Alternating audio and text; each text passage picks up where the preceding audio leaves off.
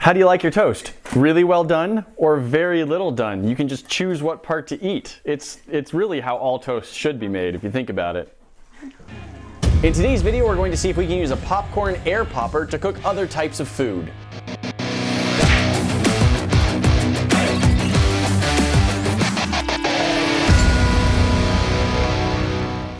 All right guys, this is a popcorn popper.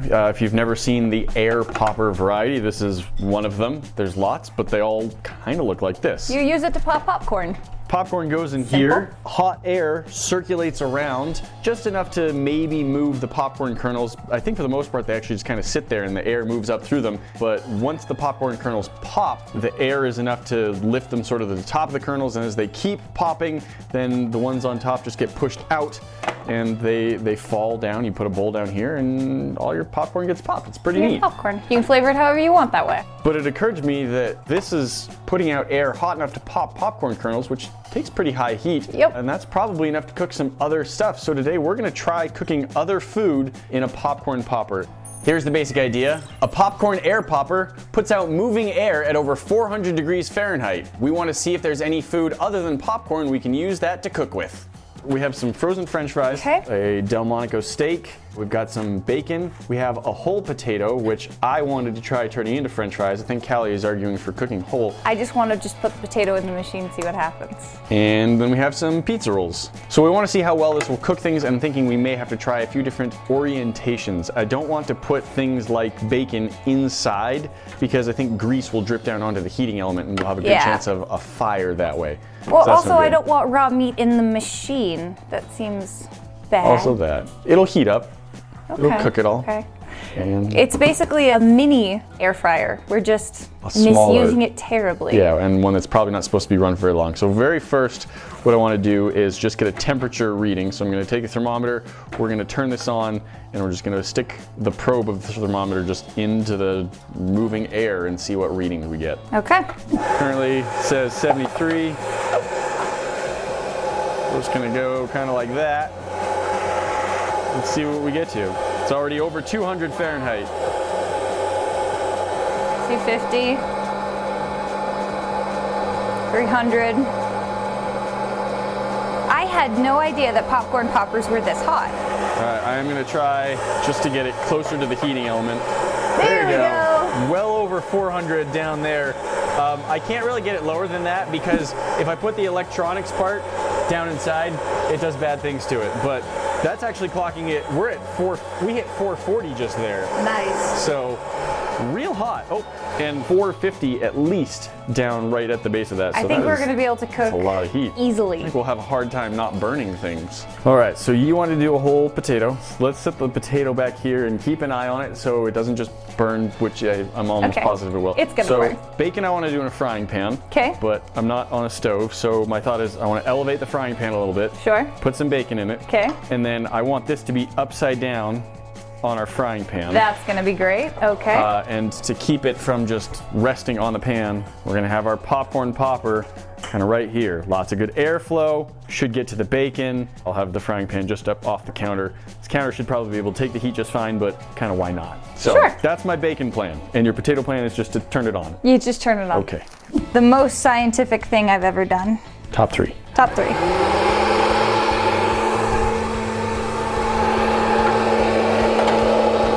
I also predict that if you leave this long enough to even come close to cooking the potato, you'll melt this.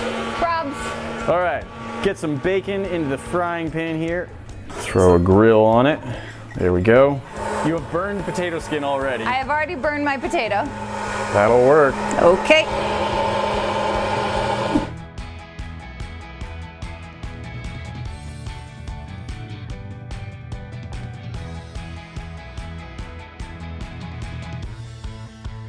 Oh yeah, look at that. That's looking working. cooked right there. One cooked spot on our 3 strips of bacon. I am gonna call it on the potato because I don't think we're gonna get all the way through it. It was more just proof of concept. And you can try cutting off the very end and see if it is actually cooked through. That is kind of what I want to do. Okay, not perfectly. This is an almost cooked piece of potato. So you definitely Actually- recommend cooking potatoes with air fryers? Look, you can see the cook marks. Just try the edge. Yeah, you got a good 1/8 of an inch of cooked potato there. Yeah, more than I thought it would be. That's actually very impressive.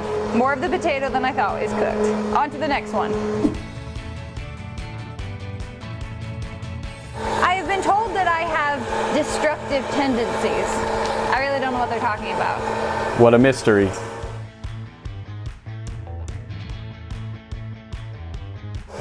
This bacon is looking really good. Like, it's very close. I'm just trying to touch up the last few spots because I like nice crispy bacon. Burnt potato down at the bottom? Yes. Oh, how Who could have called that? expected. All right, we'll let that machine chill for a little bit longer. Maybe not the best way to cook your French fries. We'll try a different way. All right, I think that gets the other side of the bacon. Oh yeah, look at this. I have some bacon, which I've now cooked in a frying pan with the upside down popper. Tastes good, bacon. Sure. It's not the crispiest bacon. I like it, Chewy. It's good. So you can use a popcorn popper for bacon. You can. I want to try a steak. For the steak, at least to start out, I want to try this method. I'm gonna have it this way and just put a little piece of steak in there and see if I can cook it up. We're gonna give this a try. These temperatures are actually kind of low for cooking steak, so it's not gonna be a perfect way to cook. Our piece of steak has been in here for multiple minutes and it's like barely even started to change color on the surface. So I think that for a steak which likes a higher heat, having it rest, Callie's pointing out, like all of the heat's gonna kind of be going up above it as much as possible. So we're gonna try the skewering method on the steak instead of the resting on the side. Oh, and I'm seeing just a little bit of bubbling around it, which I think is a good sign that some of the fat is starting to render. How are your French fries looking? They are almost not squishy. Ah. Squishy isn't normally the word you choose when you want French fries. With a proper air fryer, it's a great way to cook French fries. I've done it, they get nice and crispy. I'm a big fan. You can add cheese onto it and you get cheesy fries. Fantastic.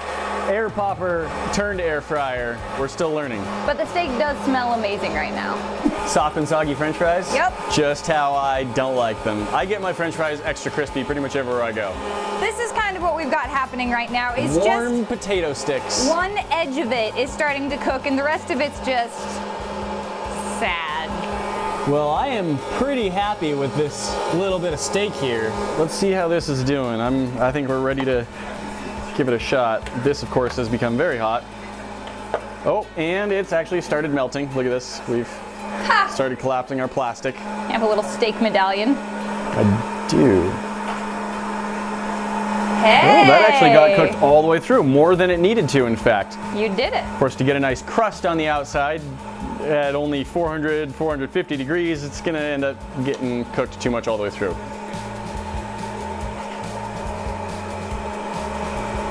That's great.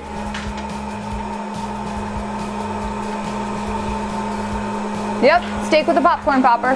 That is fantastic. I think we're gonna try the hanging steak again, not hanger steak, but hanging steak. Now my concern is, if you recall with the thermometer, when that was in there, it was a lot hotter the closer it got to the heat source, which makes a lot of sense.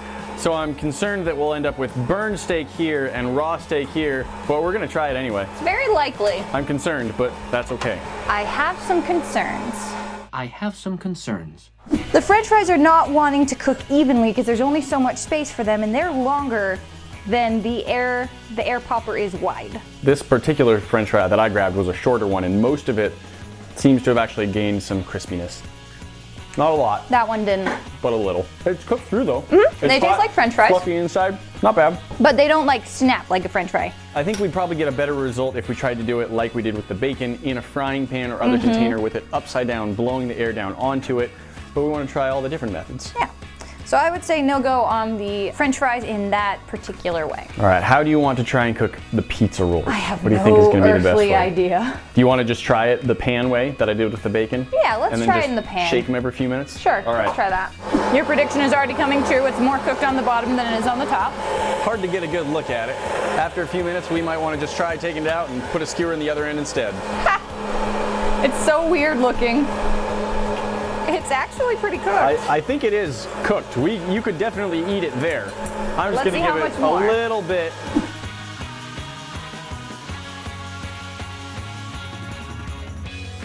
Now I will point out, this is, like the other piece of steak, fairly well cooked all the way through. More than I like steak to be cooked, but Better safe than it sorry. cooked it. All right, let's see if these are cooked all the way through. So we have some that were directly under the heat. You can kind of see that. But they're doing what all pizza rolls do when you cook them and sort of gooping out. Exploding. That's how you know they're done. Yeah. Oh, but that one's very crunchy. I live on the wild side, but I'm also a heathen and I cut my pizza rolls, so. How are your taste buds? Gone? That's fine. It worked. It's cooked all the way through. I actually recommend it for pizza rolls. This worked so much better than I thought it would. All right, let's see if it's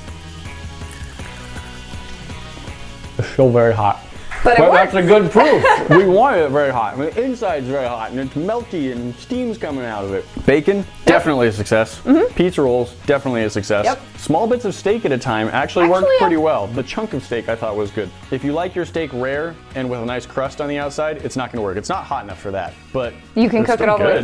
through, yeah. It was still good. Potatoes or French fries. We didn't gonna work try the same way. the in a frying pan method that we did with the pizza rolls and the bacon, and maybe that That's would have worked true. better with enough time. But I think that French fries, yeah, you need a lot of heat and a lot of time to cook them to get them nice and crispy. Or a lot of heat and oil in a small amount of time. Guys, is there anything else you want to see us try and cook with a popcorn popper or misuse any kitchen appliance? Let us know in the comments below. Guys, that is it for today, but we've always got new cool stuff coming out. If you hit that button right there, you'll subscribe to the channel. That way you're never gonna miss a great video, and we'll see you in the next one. Talk to you then.